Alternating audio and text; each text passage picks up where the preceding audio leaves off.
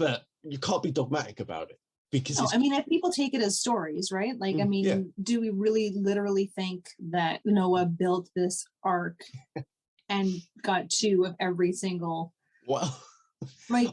Like people do believe that as opposed to it being a story about, you know, commitment or perseverance, right? Like crossing the Red Sea, like they're all allegories and fables and stories that could be very effective at teaching lessons if people didn't literally be like, no, he took a rib, made her out of dust, and then here we are today.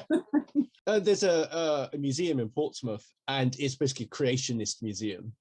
And they have pamphlets in there saying about how there was dinosaurs living 6,000 years ago. Yes, that's a belief. I like how Noah's Ark definitely happened because there was rapid sedimentation in Mesopotamia about that time. And it's like, no, that just means there was big floods. It doesn't mean Noah happened.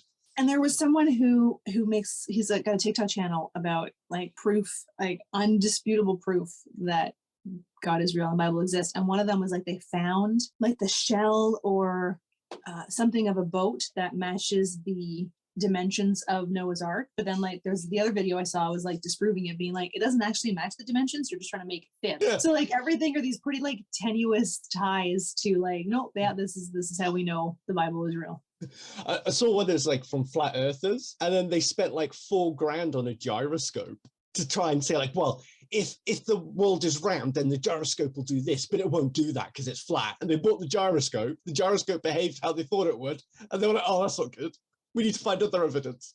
Twice. There was, I don't know if you've seen Behind the Curve. It's a Netflix documentary. No. And twice in that documentary, flat earthers proved the earth is round, and they still didn't believe it. They still blamed the equipment, and then thousands of years of evidence. Yeah, there's one, I think they did like a gyroscope thing, and then they're like, oh, the equipment must be off. The equipment they spent $25,000 on.